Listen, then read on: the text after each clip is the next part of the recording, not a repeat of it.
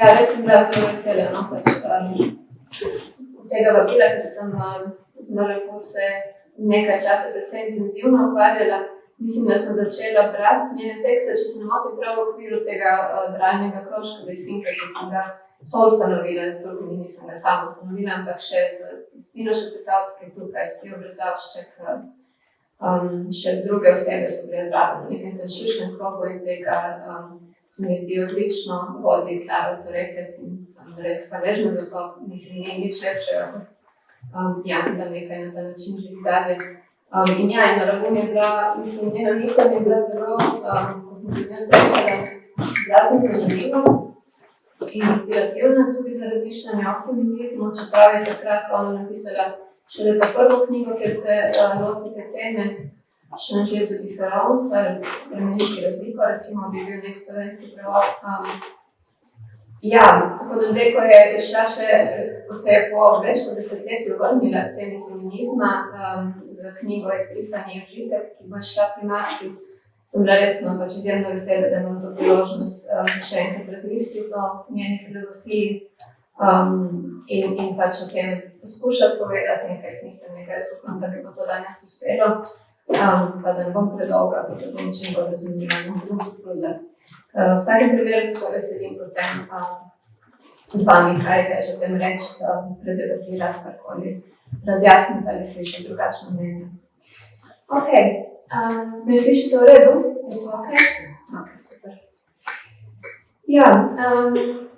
Za odskočno desko v to predavanje si bom nekako vzela, se pravi, to predavanje bo nekako tematsko osredotočeno okoli razumevanja spremembe in spreminjanja, zlasti v odnosu do feminizma in sicer, kakor to razume Catherine Malabou, pa tudi onkraj njene misli, kot bomo videli v nadaljevanju. In za izhodišče se bomo vzela nekako to sliko, moje predavanje bo spremljalo nekaj slik, ki ne se preveč obesiti na nje, bom povedala, kako so povezane s tem, kar govorim na neki točki, ampak so bolj neka, recimo, v nekem smislu asociativna spremljava tega, tako da ni preveč se ukvarjati z njimi, kaj pomenijo in zakaj so tam. Ampak začela bom z sliko Apollonia Daphne, Piera della Porraia, italijanskega slikarja, ki je to naslikal konec 15. stoletja. Gre seveda za zelo znan motiv, verjetno ga večina vas pozna. Opisalo ga je več avtorjev, med drugimi tudi Ovid v svojih metamorfozah.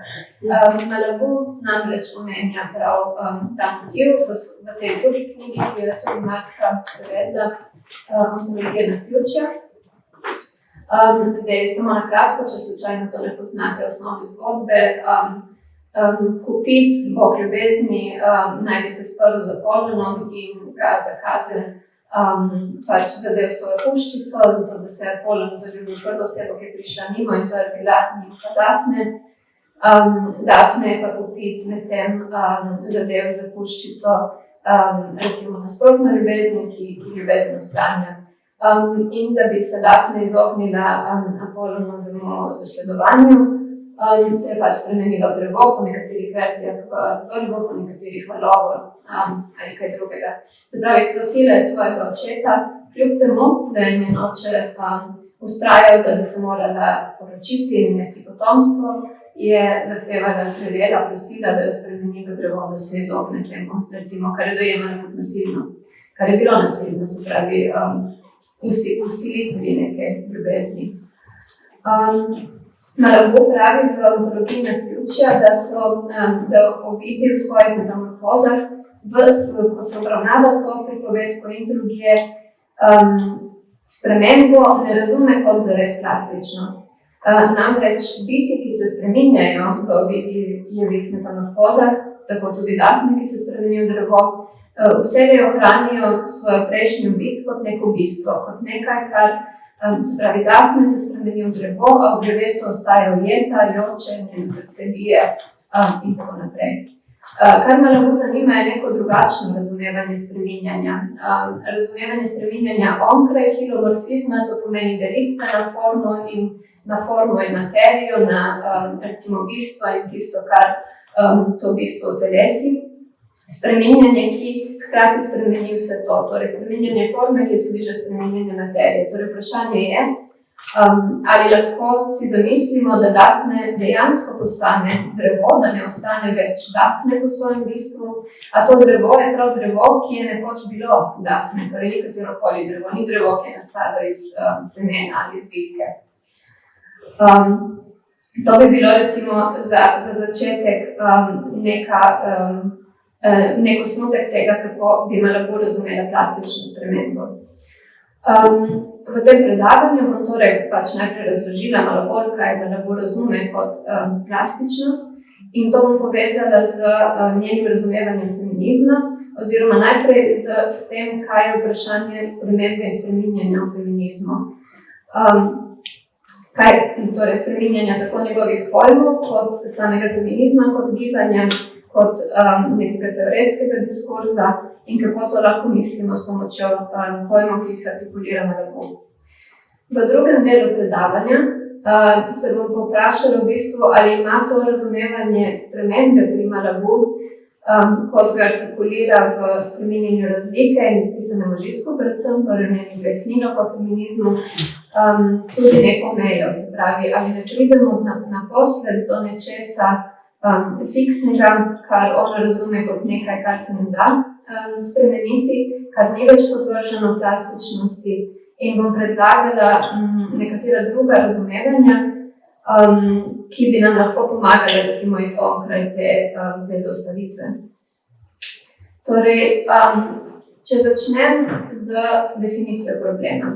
Kaj je problem spreminjanja in spremenljivosti v recimo temu zahodni feministični filozofiji? To je področje, ki ga bolj poznam, obstajajo seveda še druge, o katerih nažalost še ne vem dovolj, pa upam, da v prihodnosti kaj več, ampak tako zaenkrat bo to področje. To je področje, ki ga Malabou obravnava, to je tudi področje, o katerem bom tukaj govorila. Torej, problem spremembe in spreminjanja je, seveda teh problemov je več. Nanaša se predvsem na vprašanje spreminjanja družbenih razmerij in vendar tudi na vprašanje spreminjanja feminizma samega, njegovih temeljnih pojmov, problemskih pol, oblik feminističnih bojev, njegovih teorij in praks, njegovih akterjev in nosilk in nosilcev. Kot bom nakazala, seveda prav ti dve vprašanje spreminjanja, torej družbenih razmerij in feminizma samega in njegovega teoretskega okvirja, sta seveda so povezani vprašanji. Torej, to vprašanje spremembe teoretskega feminizma se artikulira zlasti zelo eksplicitno od 80-ih let dalje in se nanaša, torej če se lotim zdaj najprej eksplicitno vprašanja spreminjanja feminizma, njegovih pojmov, problem, temov in subjekta, se nanaša torej na vprašanje dometa tega, koliko pluralne in koliko spremenljive lahko mislimo tiste, ki se imajo za feministke ali za subjekte feminizma. To je seveda povezano tudi z spremenljivostjo problemskih polj in pojmov, kajti vsak drugačen akter s seboj prinese tudi določen sklop problemov, ki dobijo vidnost in ki postanejo misljivi. Z mainstreamizacijo črnskih, latina in drugih nebreskih feminističnih pozicij, dekolonialnega feminizma, pa tudi lezbičnega in transfeminizma in kasneje queer teorije in queer feminizma, se vsaj od 80-ih letih dalje torej zastavlja vprašanje, kaj in če sploh kaj še združuje tovrstne boje in subjekte v skupni pojem feminizma. Če ta pojem zgolj pluraliziramo in rečemo feminizmi, to seveda ne reši filozofskega vprašanja, tudi če jih je več, vprašanje ostaja. Kaj mi je skupno, da jih imenujemo prav feminizmi?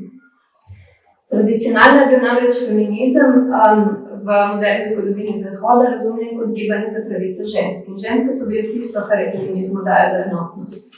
A seveda se je izkazalo, da so te veliko bolj raznolike, kot ta enotni pojem nemara pogosto predpostavlja in kot so predpostavljene njegove teorije. Torej, za katere ženske se bori kateri feminizem? In ali bi se moral tudi za druge osebe, ki so tako ali drugače zaradi svojega spola deprivilegirane. A če ni ničesar, kar je vsem tem raznolikim entitetam, subjektom skupno, kaj je torej potem tisto, kar tvori enotnost feminizma, zakaj torej rečemo feminizem? Kaj lahko sploh pomeni izraz zatiranje po spolu? Za feminizem, oziroma da se bolj omejim za teorijo in filozofijo feminizma, postane torej ključnega pomena vprašanje možnosti artikulacije subjekta, torej entitete, ki ni uniformirana, za vse fiksirana in nespremenljiva in vendar ima neko določeno enotnost, nek določen pomen. V filozofskem smislu lahko to prevedemo vprašanje, ali je možen realizem brez esencializma. To se velikokrat pojavi, če pač tiste, ki berete feministično teorijo in filozofijo, pojmi realizma, esencializma, zlasti se velikokrat pojavljajo.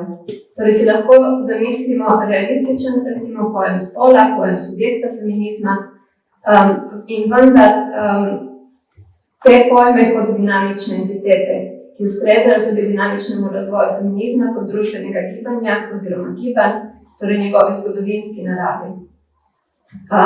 Zelo na kratko, realizem je pojem, ki se v zgodovini filozofije, zlasti v skolastiki, zoperstavlja nominalizmu, gre torej za vprašanje ontologije, vprašanje vede o biti, kakšno je bistvo stvari. Je to bistvo realno obstoječo, recimo v nekem kraljestvu idej pri Platonu ali znotraj v neki podlagi same stvari, recimo, ali po njeni formi kot pri Aristotelu, ali je to bistvo nasprotno nominalno. Torej, a posteriori in arbitrarno dodeljeno neko ime, ki je a posteriori in arbitrarno dodeljeno vsaki konkretni biti. Z njo ni bistveno povezano, torej ni neke bistvene zveze med tem, kar rečemo, recimo med besedo stol, med pojmom stola in vsakim konkretnim stolom. Gre za pač dodelitev tega od zunaj oziroma spravi nekega pojma v jeziku. Po drugi strani esencializem, konstruktivizem, to je druga, recimo ta neka dihotomija, ki se pojavlja v teoretskem feminizmu. Gre za pozicije, o katerih tudi Malabou razpravlja. Esencializem torej kot ideja, da imajo stvari neko bistvo in so z njih določene in da to realno obstaja, torej povezano z realizmom. Konstruktivizem je pa ideja, da so pač posamezne biti oziroma to, kar razumemo kot njim enotno, konstruirane. Nekako nemara najbolj znana konstruktivistična pozicija v teoretskem feminizmu je seveda teorija performativnosti spola Judith Butler, po kateri vsakokratni spolni izraz in vtis o njegovi stabilnosti ter zato zmotno idejo o a priorni danosti spola konstruira serija performansov določenega spolnega izraza, torej serija praks, preko katerih ustvarjamo vtis, da je spol, ki ga izražamo, nekaj fiksnega oziroma stabilnega. Cathy Weeks, politična filozofinja, se v odnosu do teorije Judith Butler eksplicitno zastavi prav vprašanje spreminjanja, s katerim sem začela. Namreč vpraša se, ali je možno, da neke prakse, performativne prakse spola, ki jih ponavljamo skozi čas, vendarle nikoli ne pustijo, kot ona reče, ontoloških vsebin. Torej je možno, da obstajajo prakse izražanja spola, ne pa subjekti, da te prakse ne ustvarjajo subjektov. Cathy Weeks seveda to poveže z politično potrebo feminizma, o kateri sem govorila prej. Določena stabilnost, določeno razumevanje spolno opredeljene subjektivnosti kot do neke mere stabilne, je vendarle se zdi tako teoretska potreba, da lahko razumemo feminizem kot nekaj, kar se tiče nekih realno obstoječih subjektov.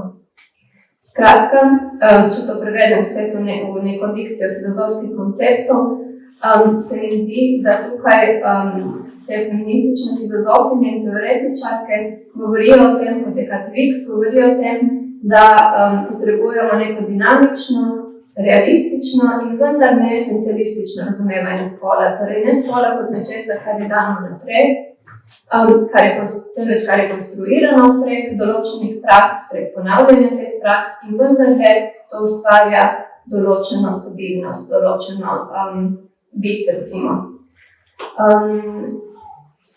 Ko sem brala knjige Catherine Malabou, se mi je zdelo, da je to v bistvu tudi problem, ki si ga ona zada. Loti se prav razumevanja spola pri Judith Butler, pa tudi pri Paulu Preciado, pri queer in trans teoriji in nekako skuša zoperstaviti se ideji, da ni ničesar takega, kot so ženske ali ženskost, da ni nobene ontologije spola. Ona pravi, da ravno zato, ker ženske in ženskost še vedno doživljajo določeno obliko nasilja, k temu se bom še vrnila, ravno zato potrebujemo še vedno tak pojem v feministični filozofiji.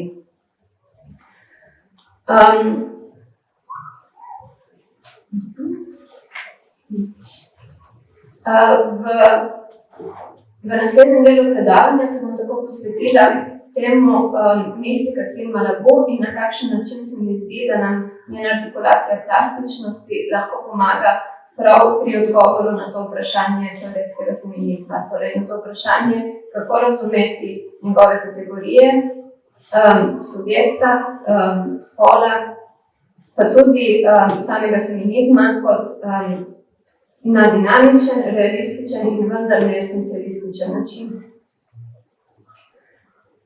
V knjigi Spremeniti razliko Malabou, torej kot rečeno, afirmira potrebo po mišljenju ženskega oziroma ženskosti, le féminin, je to v francoščini, težko je to prevesti v slovenščino natančno, tako da bom rekla večinoma kar žensko in ženskost, kot posebne oblike ranljivosti oziroma izpostavljenosti nasilju. Pravi, da so ženske še vedno tarča diskriminacije, zatiranje nasilja, le prav zato, ker so ženske. V nekem intervjuju tudi reče, da zanjo ima pojem femicida še kako pereč pomen. Gre za nasilje, ki so ga deležne ženske, prav kot ženske. Torej ni pripravljeno odpovedati se temu pojmu, ki ga nekateri oziroma nekatere imajo za esencialističnega. V tem smislu je ženskost oziroma žensko kot specifična oblika ranljivosti povezana, vendar pa ni omejena na zgodovino zatiranja bioloških oziroma cis žensk.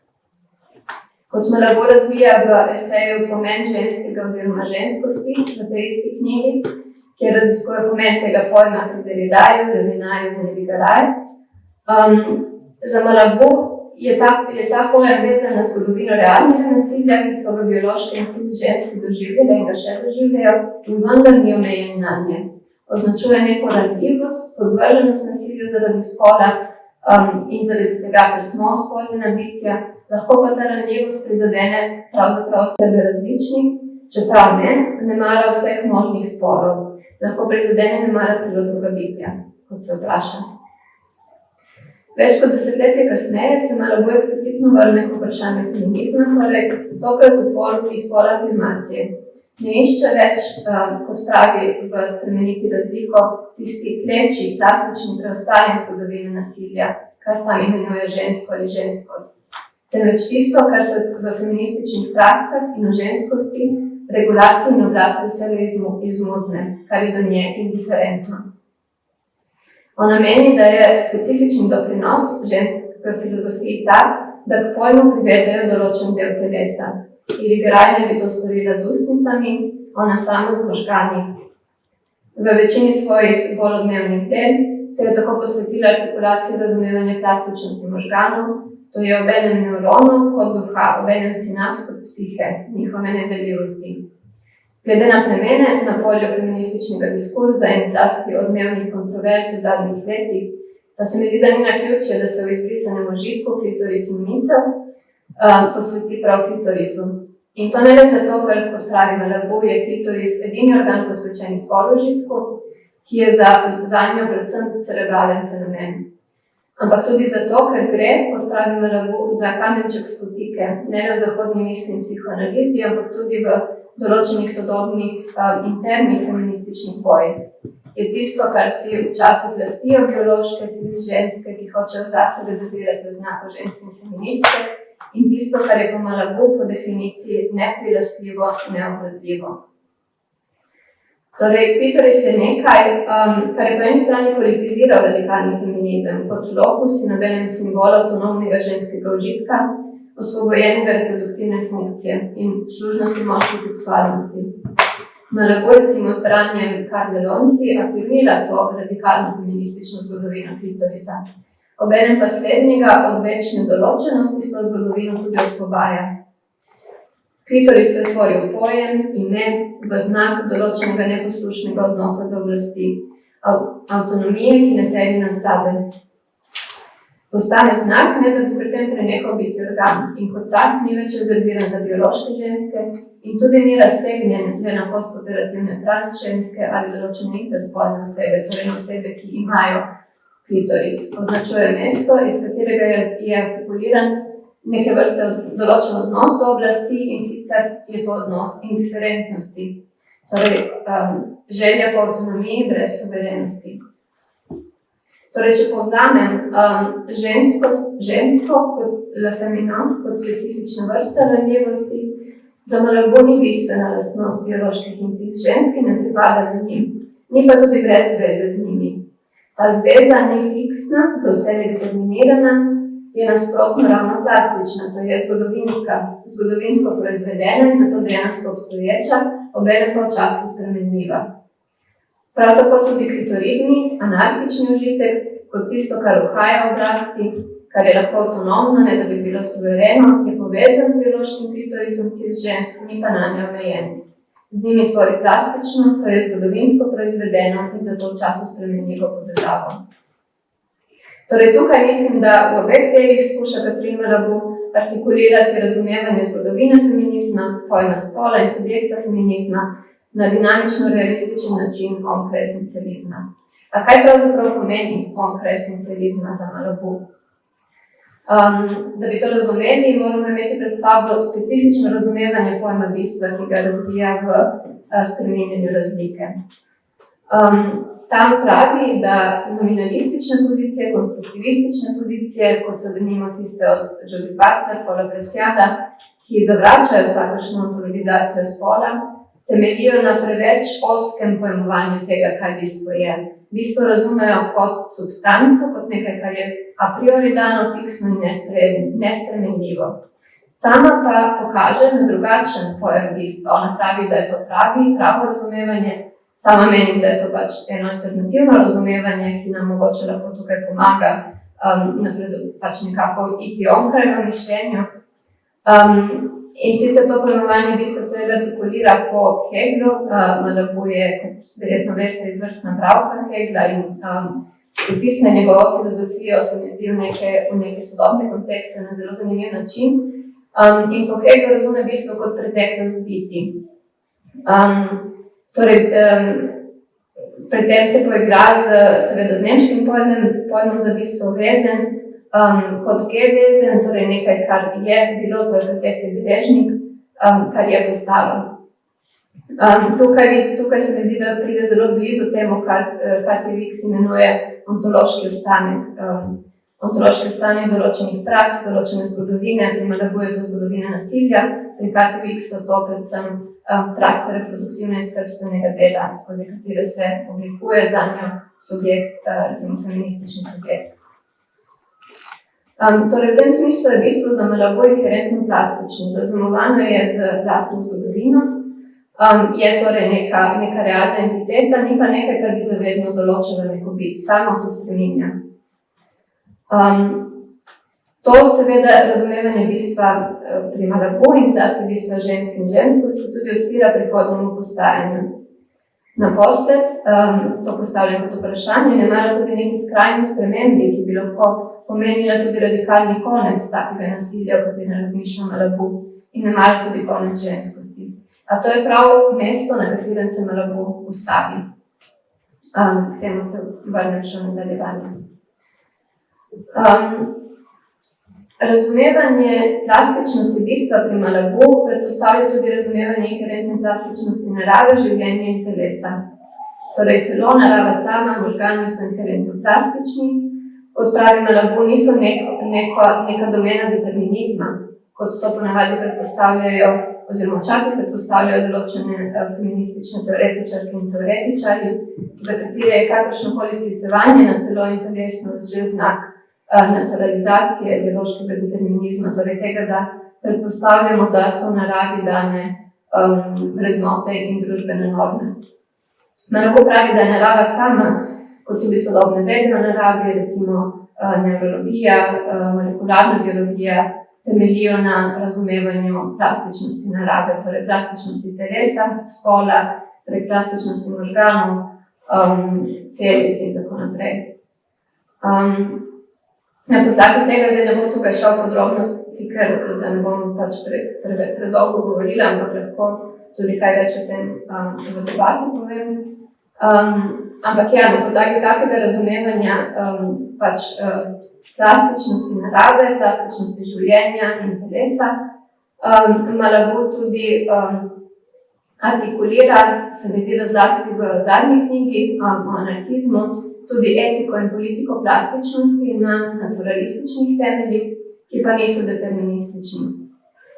Torej, že Kropotkin je razmišljal o domnevni, recimo o mutual aid ali vzajemni pomoči kot nečemu, kar naj bi bilo opisano že v procesu evolucije. Torej, kot nekaj, kar je obenem dano v naši naravi oziroma v naravi kot taki, hkrati pa nekaj, kar lahko artikuliramo v določeni politiki, ki je anarhistična politika za njega. Malabou pravi, da je to v resnici plastično razumevanje politike, saj narava tukaj ne deluje kot nekaj, kar za vse determinira in določa neko politiko. Je bolj nek spomin, ki ga vsakokrat artikuliramo na novo in do katerega na novo vzpostavimo neko razmerje. Lahko torej živimo odnose na način solidarnosti in vzajemne pomoči ali kako drugače kot mnogokrat tekom zgodovine. Njeno razmišljanje o etiki plastičnosti pa pride blizu Nietzschejevi etiki oziroma tudi sama pač nekako vzpostavi to povezavo, ko pravi, da je za Nietzscheja vrednote imajo temelj v življenju samem, vendar pa so prav spremenljive. Imeti vrednote za nespremenljive je nihilistično, priznati njihovo spremenljivost pa je neka etična pozicija oziroma afirmacija etike. To ima seveda tudi neke posledice za politiko feminizma. Torej vse te vrste razumevanja plastičnosti, telesa, subjektivnosti, spola, etike in politike, to odpre bistvo ženskosti in ženskost, trans in drugim postajanjem. Malabou v nekem pogovoru pravi, da je plastičnost inherentno trans koncept, ker je liminaren, preoprašuje meje, fiksnost danosti in tako naprej. Zdi se, da to feminizem same omogoča doumeti tudi kot inherentne plastične tvorbe, ki neizbrisno zaznamovane s svojo preteklostjo in zgodovino, torej to se mi zdi pomembno. Ta preteklost in zgodovina ni izbrisana, ni pozabljena, ni nekaj, kar zgine. Ostaja v formi, ki jo ima vsakokratni formi feminizma in vendar se ta forma sama lahko spreminja. Tako da po Malabou recimo, oziroma z Malabou bi lahko rekli, da vsakokrat afirmira življenje in življenja oziroma oblike življenja, ki oblikujejo nove vrednote, vključujejo nove deležnice in deležnike in s tem spreminjajo pomen tega, kdaj je kdo je subjekt feminizma, kaj so njegova tematska polja, njegovi koncepti in tako naprej. Tukaj pa se mi zdi, da pridemo že do nekega problema in to je namreč, da narava sama je lahko tudi če razumemo kot plastično, jo še vedno lahko doživljamo kot močno nepravično, če se zdaj naslonim na Shulamit Firestone. Ni namreč vse, kar je naravno dobro, ni vse, kar se spreminja dobro, kot poudarja Lena Gunnarsson takrat v nekem članku, kjer kritizira Elizabeth Gross in njeno vitalistično filozofijo. To je druga tema. Kar afirmira življenje enih, seveda ga lahko negira življenje drugih.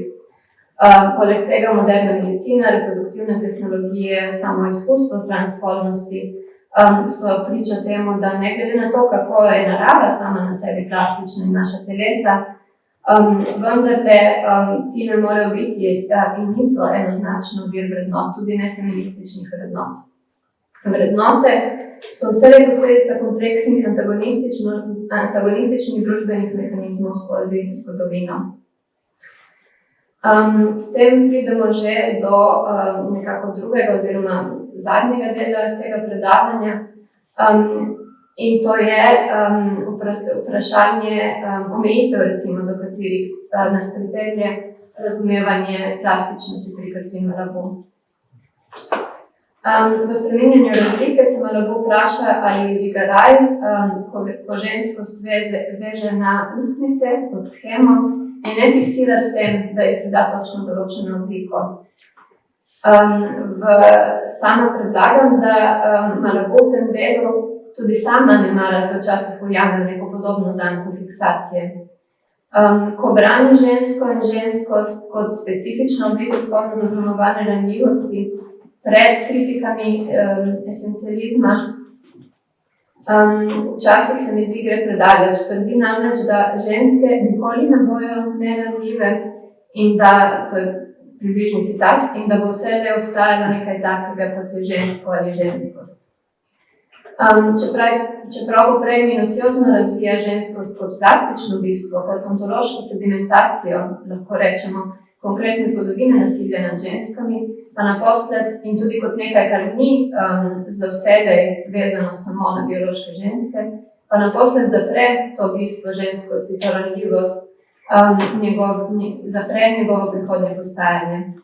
Zgodovina tega nasilja, tako se zdi, je nekako preveč težka, da bi jo bilo mogoče kdajkoli preseči. Vsaj tako se zdi, da o tem razmišlja Malabou. Ženskosti kot ranljivosti odreče možnost tega, čemu sama pravi, recimo v ontologiji naključja, destrukcijska plastičnost, torej možnost postajanja, ki radikalno razdre, izmaliči oziroma razobliči predhodne oblike.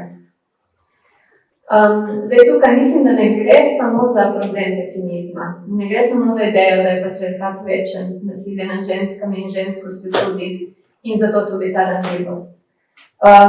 Lahko bi se sicer zdelo, potem, kar sem povedala, da Malabou nekako ostaja zaprta v nekaj, kar bi s parafrazo Fischerja lahko imenovali patriarhalni realizem, torej s parafrazo kapitalističnega realizma. Neke ideje, po kateri si lažje zamislimo konec človeških bitij in radikalno premeno telesne subjektivnosti, kot pa konec spola in binarno, hierarhično in heteronormativno ospolnjenih razmerij.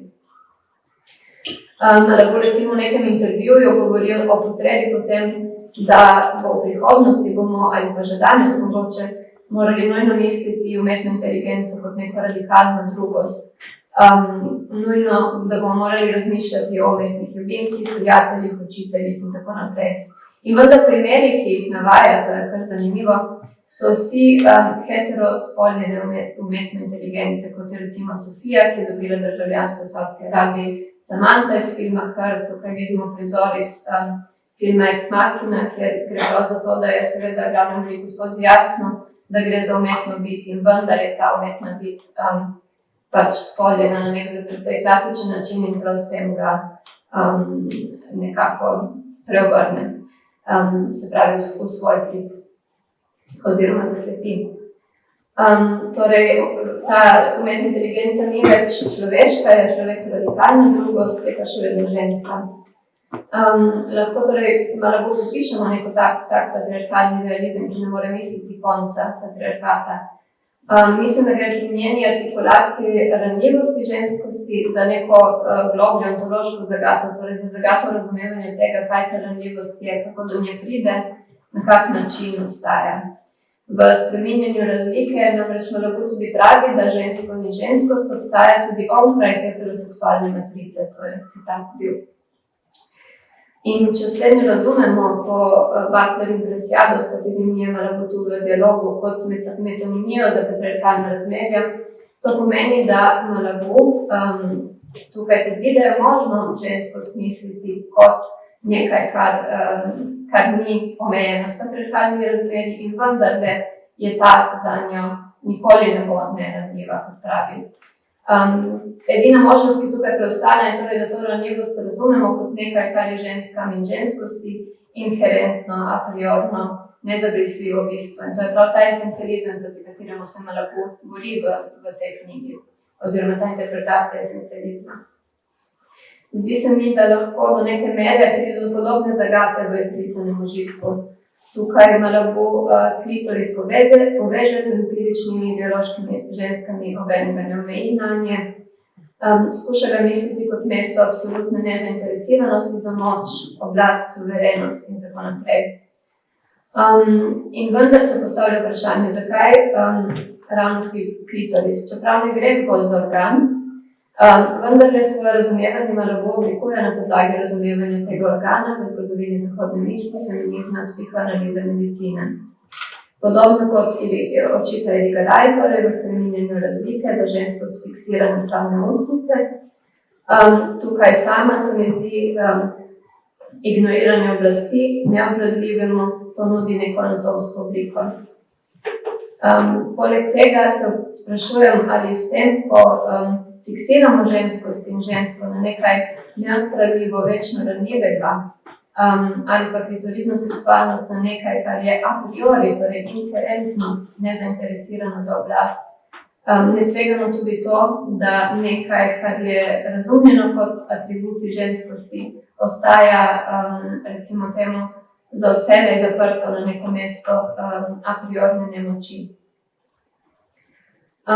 Pri tem ne gre toliko za to, se mi zdi, da bi našli boljši pojem ali pa locus za mišljenje izmuzljivega in neobvladljivega ali pa anarhičnega. Gre bolj za vprašanje, ali kaj takega, kot je inherentna nezainteresiranost za oblast, nekaj, kar torej v naravi, telesu, seksualnosti, mišljenju, zgodovini, filozofije ali feminizma nudi vselejšnjo a priorno točko odpora, ne da bi si kadarkoli z oblastjo mazala roke, sploh obstaja.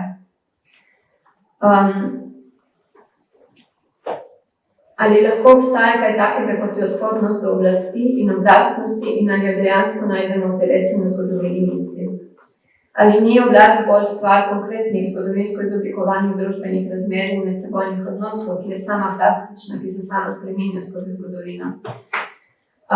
Zdi se mi, da tukaj mogoče v obeh delih Malraux nekako nemara straši še vedno nek pozni Derridajev duh, njegove ideje o nečem nedekonstruktibilnem, nedotakljivem. Malraux Derridaju očita seveda to, da ni sposoben misliti spreminjanje razlike, misliti spreminjanje sledi ali pa dekonstrukcije. Zdi se mi, da s temi idejami o neskončni ranljivosti žensk oziroma nemožnosti neranljivosti žensk in recimo nekega a priornega mesta odpora do oblasti, se sama približa neki podobni odsotnosti plastičnosti. In to kljub temu, da pravi sama eksplicitno v spreminjanju razlike, da bo plastičnost sama nekoč nujno presežena v tem Heglovem smislu, Aufhebung, da bo torej spremenjeno nekaj drugega, ohranjala spomin na to, kar je bila in vendarle imela neko drugo obliko. In tukaj je vprašanje, če se plastičnost lahko tako spremeni, zakaj se ne bi ranljivost ženskosti in ženskega ali pa ne obvladljivost klitorisa. Zdaj na tej točki bom podala enega možnih razlogov oziroma razlage, zakaj se mi zdi, da misel Malraux na tej točki pride do neke meje plastičnosti v razumevanju nekaj pojmov feminizma, kot so ženske in ženskost ali pa užitka, nasilja, ranljivosti. Kar jaz vidim kot eden od razlogov je, da Malraux privzame v svojih izvajanjih konceptualni, točno določen konceptualni okvir, to je konceptualni okvir feminizma razlike.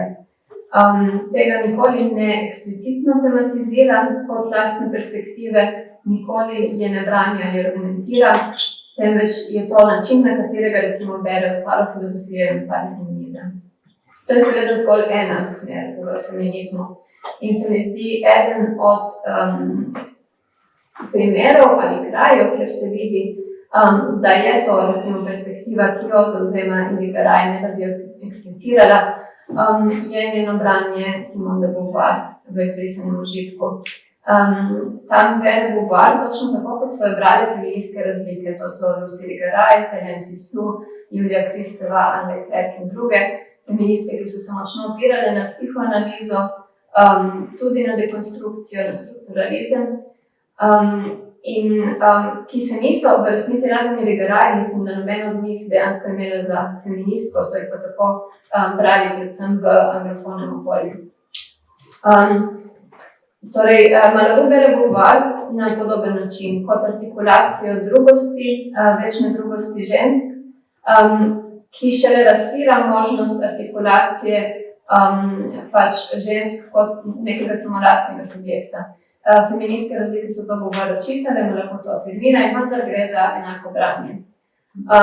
Tukaj ne gre zgolj za vprašanje primerne interpretacije, kar hočem poudariti je, da s tem, ko eno pozicijo asimiliramo drugi in ne tematiziramo tega antagonizma in ne argumentiramo za to, nekaj izbrišemo. To je seveda tema tudi knjige, malo bo izbrisan užitek. Kar izbrišemo je tukaj se mi zdi razlog za ta antagonizem. Torej tisto, kar je jabolko spora.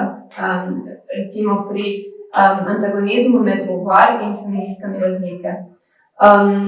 Za Beauvoir so torej feministke razlike preveč osredotočene na neko teorijo, preveč osredotočene na razmišljanje o simbolnem, o mestu v diskurzu in v simbolnem in premalo na dejanske politike. Poleg tega, ko se nekako osredotočajo na to, kaj so ženske in ženskost in kako to misliti onkraj patriarhalne drugosti, se vjamejo v neko zanko afirmiranja produkta te patriarhalne drugosti. Za Beauvoir drugost žensk, o kateri govori v drugem spolu, ni simbolna tvorba, ni mesto v diskurzu ali izven njega, ni določena vrsta subjektivacije, je konkretna zgodovinska situacija, ki jo formirajo družbeni mehanizmi, institucije in se pravi ljudje, ki te institucije in mehanizme formiramo. Tle ne gre za to, da bi hotela argumentirati za eno ali drugo stran, bolj mi gre za to, kot rečeno, da pokažem na to, kaj je izbrisano, ko eno stran asimiliramo drugi. Kaj bi se zgodilo, bom se vprašala zdaj res v zaključku tega predavanja, če bi to, kar je izbrisano, vrnili k razumevanju plastičnosti, spremenljivosti feminizma in njegovih kategorij. Mislim, da bi se zgodilo sledeče. Torej, ranljivost bi razumeli kot družbeno kategorijo, ženske niso inherentno ranljive, temveč take postanejo skozi zgodovino, razmerje oblasti predhajajo atributom družbenih skupin.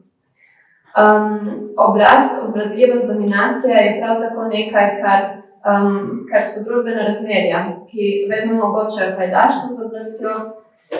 Naposled lahko sama tudi omeni, da klitoris lahko razumemo na falokratski način, to očita presjadno in Susan Stryker. Torej, klitoris tudi lahko pajdaši s falokracijo. Ne more biti, mislim, da je že tle, torej v knjigi lahko najdemo to točko, kjer sama nekako zanika a priorno izmuzljivost oblasti, ki jo pripisuje klitorisu. Poleg tega, telesne organe in funkcije kot nimajo na sebi nekega pomena ali etične funkcije ali politične funkcije, tudi že dobijo v vsakokratnem družbenem kontekstu. O tem je govorila Beauvoir, o tem recimo na zanimiv način govori trans in queer teoretik Vinje Adamčak, ki konceptualizira ovijanje kot aktivno gesto v nasprotju z heteronormativnim razumevanjem penetracije kot aktivne in tega, kar je penetrirano kot a priori pasivno. Mislim, da zdaj sem to zelo nekako na kratko in na hitro, ampak kar sem hotela reči, da to neko drugačen pristopi k problemu nasilja, ranljivosti, k problemu užitka, ki jih najdemo recimo pri Beauvoir, pri francoskih materialističnih feministkah, pri Shulamit Firestone, v marksističnem feminizmu, teorijah socialne reprodukcije, v queer in transmarksizmu, dekolonialnih feminizmih in tukaj sem samo naštela neke te pozicije, ker se pač osredotočam na Malabou. Se mi zdi, da ko to prinesemo kot tisto, kar asimilacija določenih diskurzov izbriše, pridemo do nekega mogoče, do nekega razumevanja feminizma in njegovih pojmov, ki omogoča tudi njihovo transformacijo. To pa zato, ker jih nič ne določa a priori in za vsebe. Primer iz prakse se mi zdi, je recimo gibanje Nihuna Menos v Latinski Ameriki, ki tematizira eksplicitno femicid kot nasilje nad ženskami in vendarle se vzpostavlja eksplicitno kot gibanje cis in trans žensk, drugih trans in nebinarnih in interosek. Zagovarja pravico do splava in reproduktivne pravice in se ne odreka kategoriji žensk in tudi pravicam cis žensk in vendar vključuje tudi druge po spolu zatirane subjekte. Kar torej pridobimo, to sem zdaj zelo na hitro nekako prišla, ampak upam, da je bilo toliko razumljivo, če ne lahko še kaj o tem rečemo kmalu.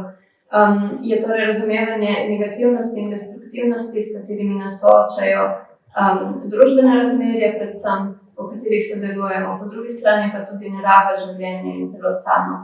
To pa tako menim lahko razpre feminizem, njegove pojme, njegova tematska polja nekako bolj radikalno postajanje, kot je tisto, pri katerem se mi zdi, da se ustavi Katrin Malabov. Torej, v tem predavanju, vem, da sem bila že nekako dolga, upam, da sem uspela vseeno pokazati, zakaj se mi zdi misel Katrin Malabov za razumevanje feminizma, njegovega spreminjanja, dragocena, njeno razumevanje plastičnosti, njena artikulacija potrebe po nekem realističnem pojmu žensk in ženskosti, spola, subjekta feminizma, nasilja, upora oblasti, realističnega in vendarle dinamičnega pojma. To se mi zdi vse dragoceno. Obenem pa mislim, da tudi pride do nekih meja, do nekih fiksnosti, ki jih lahko z integracijo tudi drugačnih feminističnih pogledov, ki jih sama nekako zabriše s tem, ko jih asimilira pod svojo diferencialistično pozicijo, torej pozicijo feminizma razlike, nekako zabriše. Tako predlagam, da mogoče bom pa kar bom samo še zaključila z vrnitvijo, torej tej sliki, ki jo že imamo na projektorju, s katero sem začela. Torej, Dafne tukaj vidimo kot nekoga, ki se spreminja v drevo in po interpretaciji Katrin Malabov pri Ovidiju ostaja še vedno v bistvu Dafne. Ona bi, Malabov bi mogoče predlagala, bi želela, da bi razumeli to spreminjanje kot dejansko spreminjanje, ki ohranja spomin na to, kar je bilo, a obenem tudi lahko postane nekaj drugega.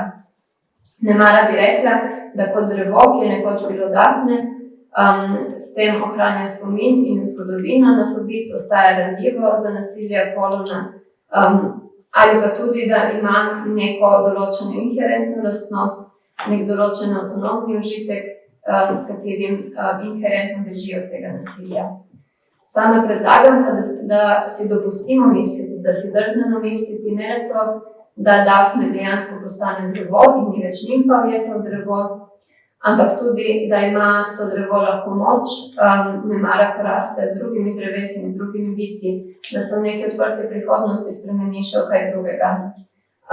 Predlagam torej, da si njegovo ranljivost in izmuzljivost zamislimo ne kot njegove inherentne nespremenljive lastnosti, temveč kot odvisne od dejanj Apolona, Dafne, v tej zgodbi Kupida, Dafnenega očeta, v moji interpretaciji še drugih biti, med katerimi na to drevo uspeva.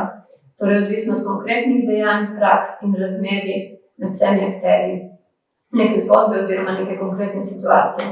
Torej, predlagam, da v teh praksah in razmerjih iščemo artikulacijo feministične ali v tem primeru nemara tudi postspecistične potencije. To je pojem, ki ga Veronika Gago v svoji knjigi o latinsko-ameriškem gibanju New Namenos oblikuje s pomočjo Spinoze. Torej, potencije moči delovanja nad neko situacijo. Bom tukaj zaključila. Hvala.